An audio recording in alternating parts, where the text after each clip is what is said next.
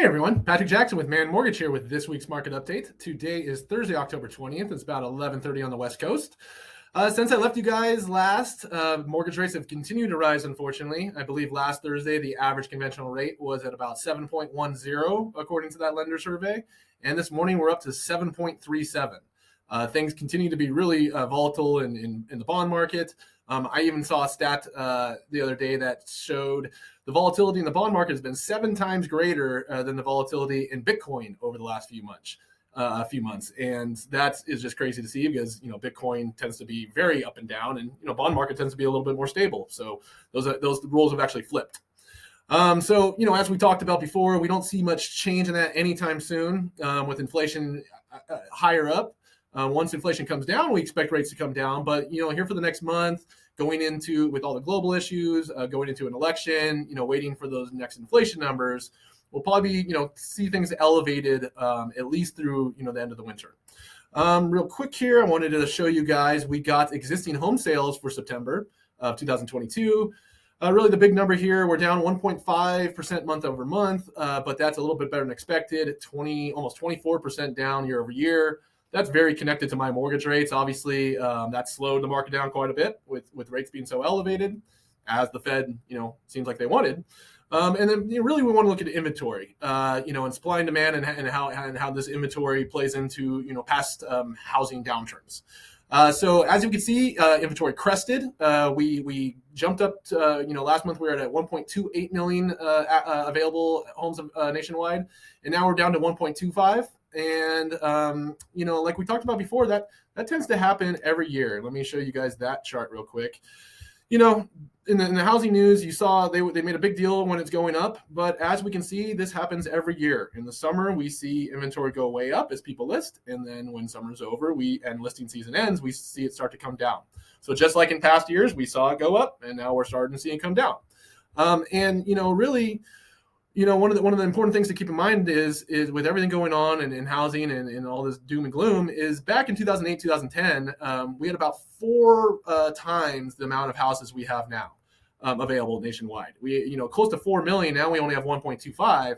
And really, if you look at active listings, if you take out the pending things that are already in contract, it's only about 732,000. It's only about, just a little bit under two months worth of supply. So supply is still tight. And as we talked about before, that should continue to be, price supportive for current homeowners.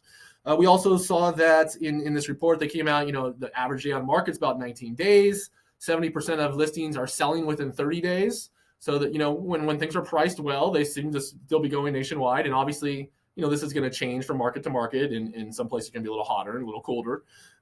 First-time home buyers are at 29%, about the same as they were last year.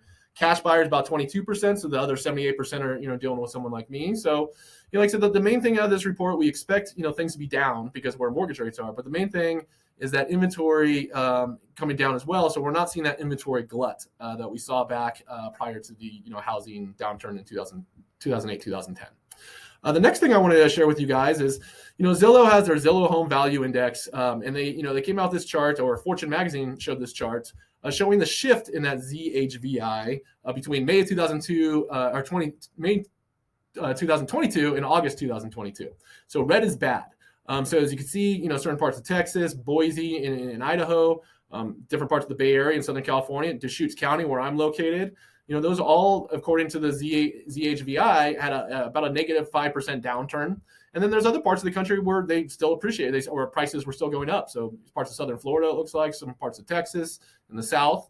So lots of blue still on this map. But, in areas that, a lot of the people I'm talking to right now are in, it looks like, they showed it as home values adjusting down.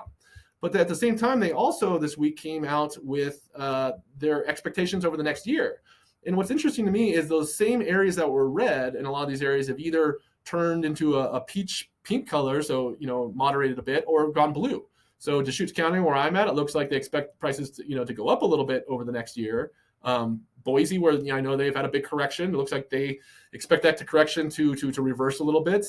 And then some parts that were blue before, go red. But I just thought it was interesting to see, maybe as a current homeowner, to see that, if you're worried about a downturn in pricing in specific areas, it looks like at least Zillow, and again, take that with a grain of salt. Who knows, they have their own formula for coming up with this stuff, but it's a little bullish. But they seem to think that things will be, over the next year should be trending back in the positive direction with houses appreciation a little more and values going up a little bit.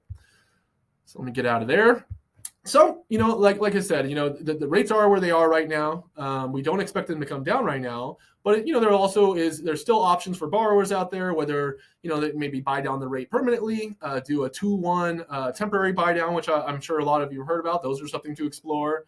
ARMs, especially, adjustable rate mortgages, especially on the jumbo side of things, those continue to make a lot of sense. So there's options, and with the markets down in certain areas, it definitely opens the door for buyers where they can maybe negotiate some seller credits. The sellers are going to be a little bit more open to price adjustments and price corrections and things like that, given they don't have 20 offers like they did about a year ago. So even in times of downturn, there's always going to be opportunity for borrowers and everybody. So if anybody has any questions, if anybody needs anything at all, please do not hesitate to reach out. Besides that, I hope you guys have a great week, and we'll talk soon. Bye-bye.